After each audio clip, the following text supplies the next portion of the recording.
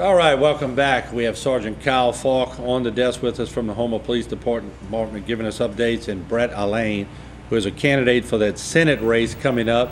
And you've been traveling the area, Brett, and you've seen a good portion of. What are your thoughts on that? What have you seen?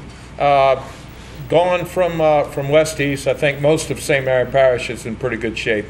Looks like most of the rain came in bands, and all of the pumps on that end and the natural drainage seem to have kept up pretty well. Localized street flooding, but nothing much more than that.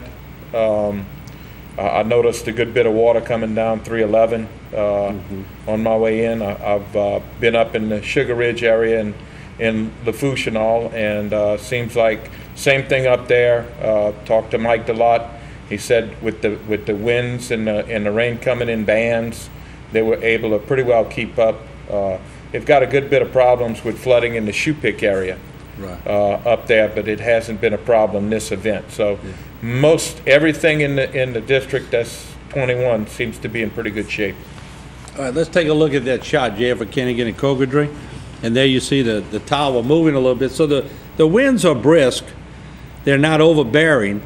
And then we're going to go to that Grand Isle shot in just a few seconds, because that one, I mean, poor Grand Isle, and we're getting some pretty good gust over here. I could hear it outside the studio right now. So it's steady winds, and sometimes we're confined in here and we're not out there, so we don't feel it. But those towers, when they're moving like that, you're getting pretty good winds. Brett, the Shrimp and Petroleum Festival. Yes. I know you paid a visit to them. They got to be a little bit disheartened by this weekend for sure. They're very disheartened, but they're still plugging away. You may have dampened them, but you haven't dampened their spirit. Right. When the rains came yesterday, we went and had lunch here and stayed a little bit of the afternoon just visiting with people in that area. And as you know, that's their big event. And when the rains came, most everybody kind of huddled under the bridge to stay dry. But a little bit of news, they did tell us this morning that they were going to postpone the parade till 3 o'clock tomorrow, and the fireworks, which they have a huge fireworks display every year, at 9 tomorrow. So they're really just moving everything from today back to tomorrow. Okay, so they're going to move it. We hope this thing's out of here by tomorrow. But the way we all do. But the way it's moving a little slow. Let me ask you, Sergeant Faulk, any new information? What's that power surge we just had again? Any word on that yet? No, not yet. We still have the officers out with the parish that are dealing with that tree at 311 in Barrow. We're hoping that it's going to be cleared soon, but everybody's on the ball today. I can tell you all the parish workers from the top to the bottom aisle doing a fantastic job. So I would suspect in the next 30 minutes or so that we should get some reports on the roads being open again. All right, let's hear from the public a little bit. Brett, you got a few minutes you can Sure. sit and listen to some phone calls with us? All right. HTV, welcome to the program. You're on the air. Go ahead, please. Hello? Hello? Yes, you're on. Go ahead, please. Yeah, this is Marie. I live in Gray. This is Marie. I live in Gray area. I'm Okay. trying to find out in Walmart on the east side on Grand County Road. I'm trying to see if the road open.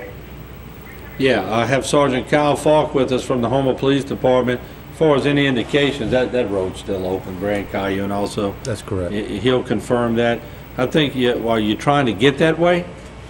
Yeah, my daughter works over there at Walmart. Okay, yeah, the road is open. That's correct. The road is clear. We only have 2 roads impassable. Just try to detour around Prospect Street.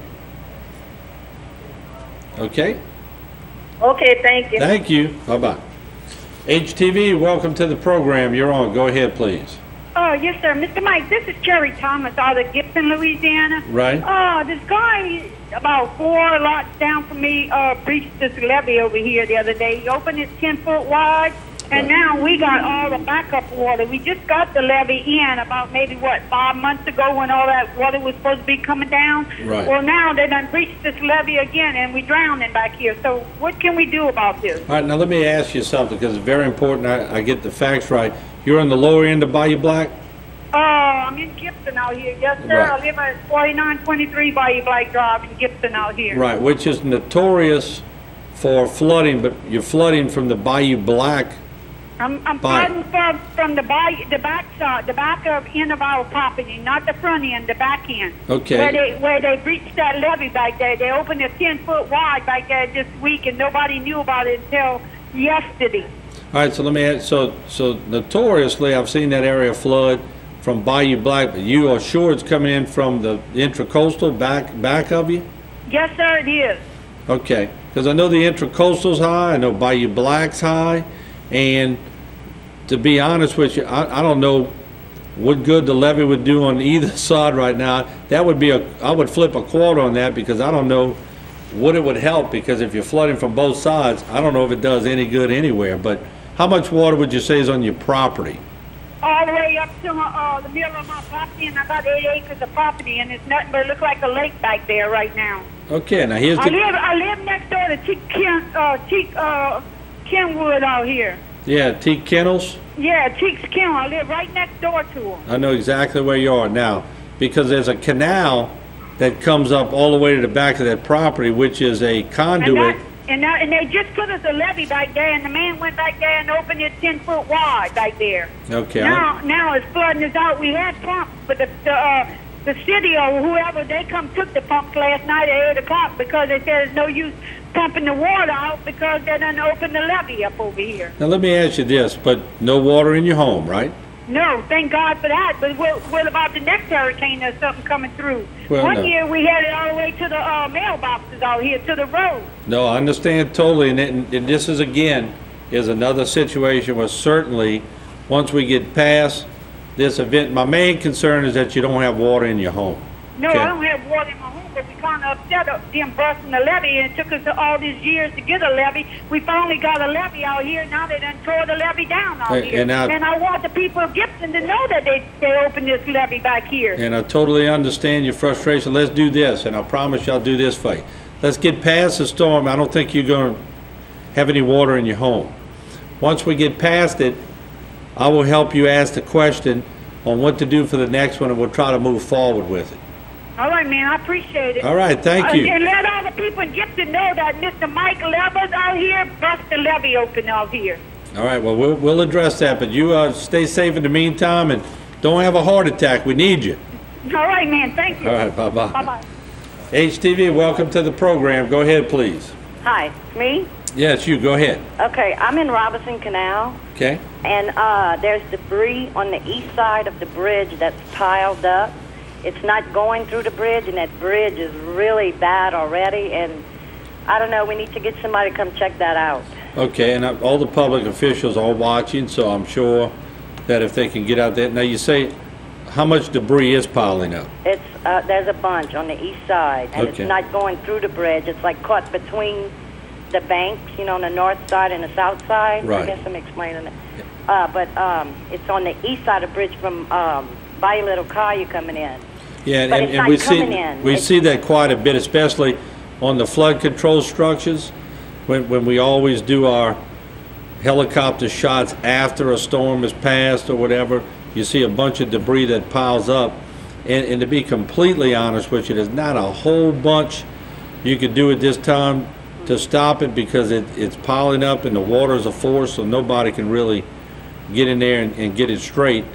But it is something that they probably would like to see, to make sure the stress on that bridge. Yeah, that's is what not we tremendous. worried about, the bridge, you know, the stress on the bridge. Right, well, I'm sure they are watching, and certainly we have Sergeant Faulk here, and he could send it in by text to somebody and make sure somebody at least get some eyes on it for you. All right, thank you so much. Thank you so much, All right, appreciate it. bye. Power outage earlier, I'm getting a report, was probably due to that large tree that fell at 311 in Barrow. Okay, and Brett, of course, you jumping into the political arena now, you get to hear a lot of things. Wouldn't you agree now that probably drainage and hurricanes would be the #1 priority? Huh? Drainage, and more drainage, no doubt about it.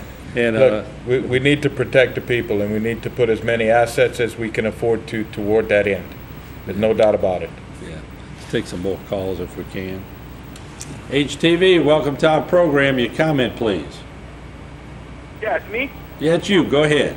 Who's this? It's Martin Folse. Hey, Martin Larry C. Pico Sr., how you doing? How you doing? Man, I'm making out all right. I've been listening to all these comments y'all got coming on, and the more I hear things about people calling in over there, the more it makes me question where the common sense is. Yeah, so what's your comment today? My comment is this. I've seen this stuff before. You know, I'm 75 years old, and I've been around a long time, and I heard them talking about that sugar cane.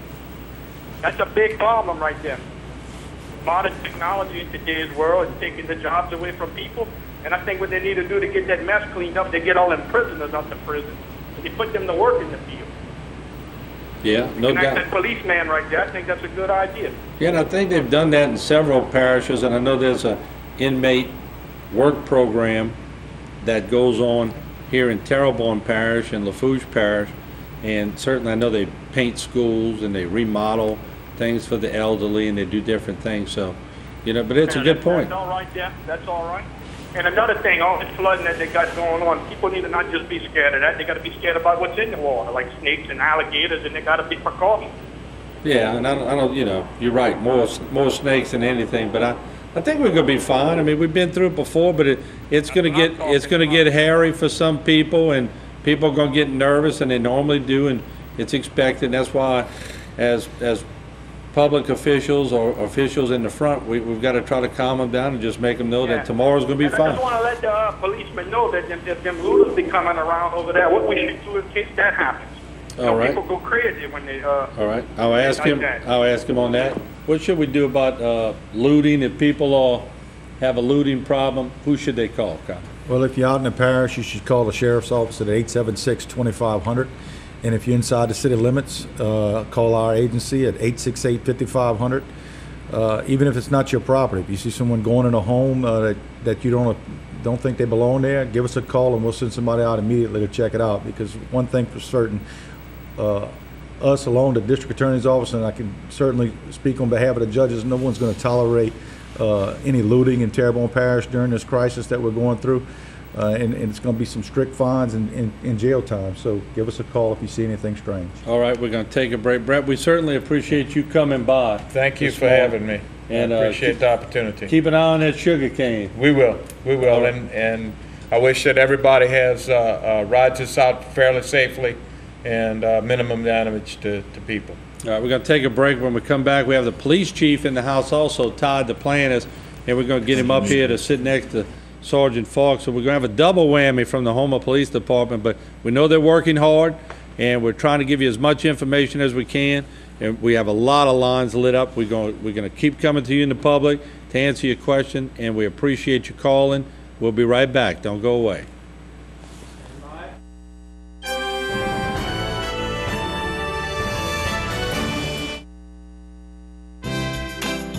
I am one. I am one. I am one. I am one. I am one. Together, Vision's employees contribute 5 minutes of pay each day to local clubs and charities. Vision Communications matches